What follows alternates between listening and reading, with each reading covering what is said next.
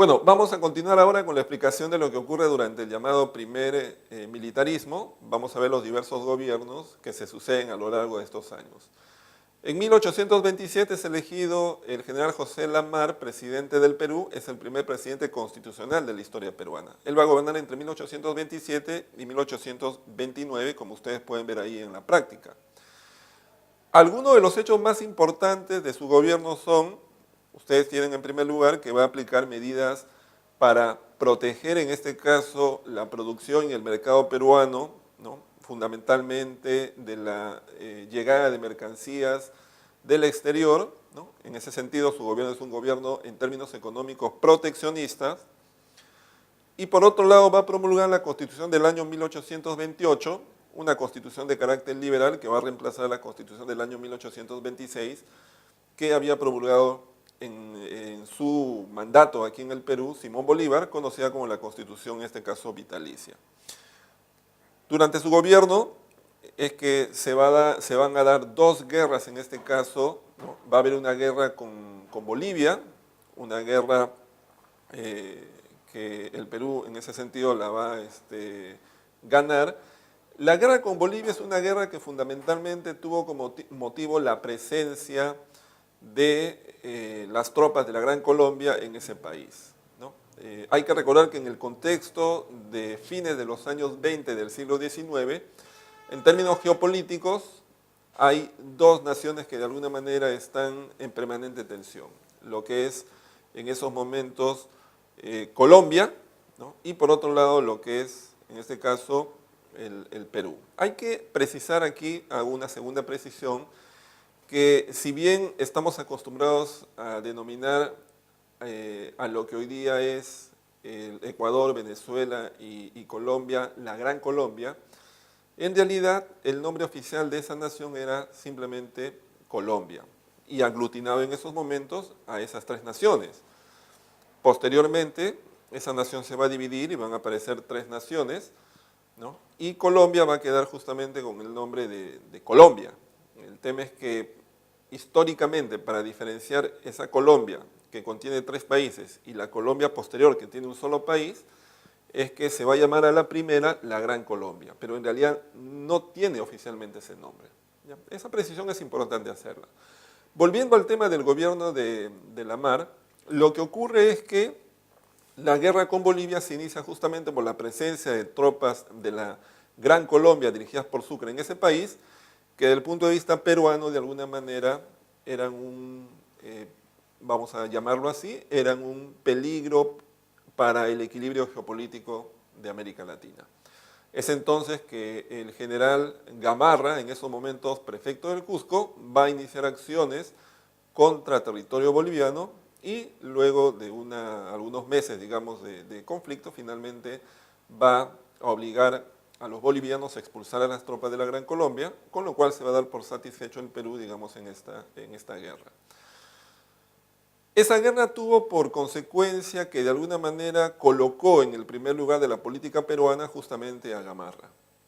Y algún tiempo después, ya en 1829, cuando se inicia, en este caso la guerra ahora entre Perú y la Gran Colombia, debido fundamentalmente a una serie de desacuerdos que incluso se hicieron visibles a través de la prensa de la época, es que inicialmente el Perú, habiendo logrado algunas victorias sobre las tropas de la Gran Colombia, y estando en este caso el presidente Lamar en la ciudad de Piura, es que se va a producir el golpe de Estado de Gamarra contra el presidente Lamar, el cual va a ser depuesto. Es así entonces que va a llegar a su fin el gobierno de Lamar y se va a iniciar el gobierno del general Agustín Gamarra. Agustín Gamarra es mucho más conservador en términos políticos y es mucho más autoritario en términos del ejercicio del poder. Va a poner fin a la guerra con la Gran Colombia mediante la firma del llamado Tratado Larrea-Gual.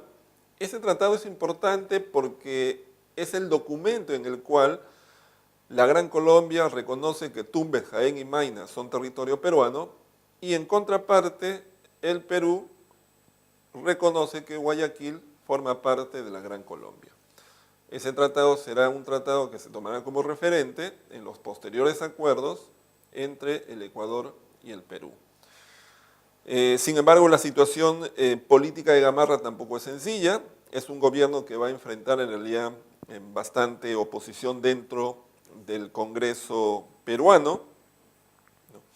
Así que los años del gobierno de Gamarra tampoco fueron pacíficos. Un hecho importante a recordar es que en 1830, en el contexto internacional, la Gran Colombia se va a dividir y van a surgir justamente tres naciones: Venezuela, Colombia y Ecuador.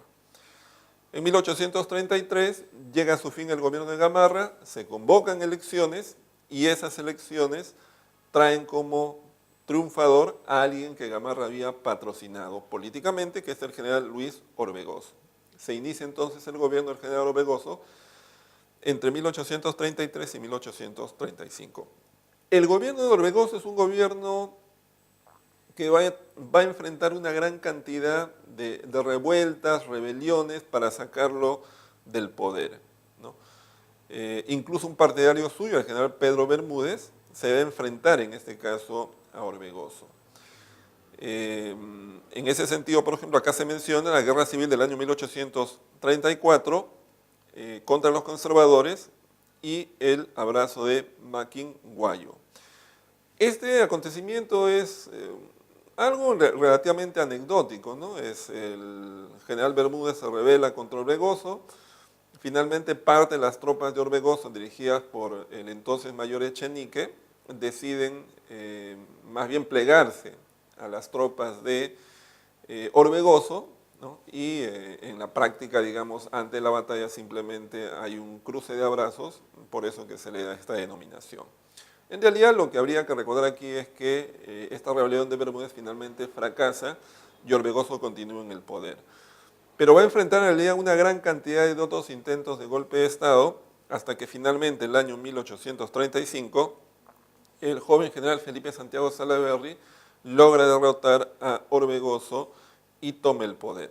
Va a iniciar en realidad un breve gobierno que fundamentalmente también va a tener que enfrentar diversos levantamientos, pero sobre todo va a tener que enfrentar a las tropas en este caso, el general Orbegoso, que además cuentan con el apoyo de las tropas bolivianas. Bolivia en esos momentos va a intervenir en los asuntos internos del Perú. Hay que recordar que en esos momentos Bolivia estaba bajo el gobierno del general Santa Cruz, que era alguien nacido en lo que actualmente es Bolivia, pero en una época en la cual estos territorios eran parte del Perú y que había participado muy activamente durante el proceso de independencia. Recordemos que incluso luego de la salida de Bolívar, él había quedado como encargado en realidad del gobierno con la misión de convocar a las elecciones del año 1827, que justamente dieron como ganador al general Lamar, el primer presidente.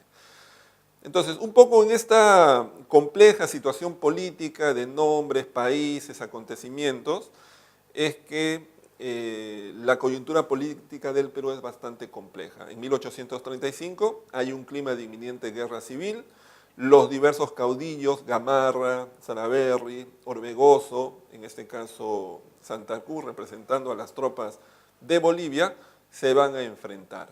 Se van a enfrentar. En ese sentido, finalmente, para no ser extensa, digamos, esta historia, es que Santa Cruz va a lograr vencer a Salaverry en las batallas de Yanacocha y Socabaya. Salaverry va a ser hecho prisionero y posteriormente va a ser ejecutado.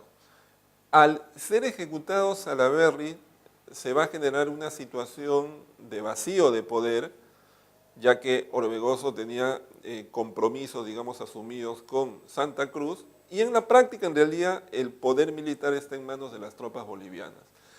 En ese escenario es que Santa Cruz va a encontrar la oportunidad para plasmar una aspiración que era común de un sector tanto de líderes políticos de Bolivia como del Perú, que era volver a unificar ambas naciones. Eso se va a concretar justamente en 1835, 36, 37, 38 y 39, en lo que se conoce como la Confederación Perú-Boliviana, ¿no? Vamos a ver este tema a renglón seguido, porque es un hecho importante de la historia del Perú republicano del siglo XIX.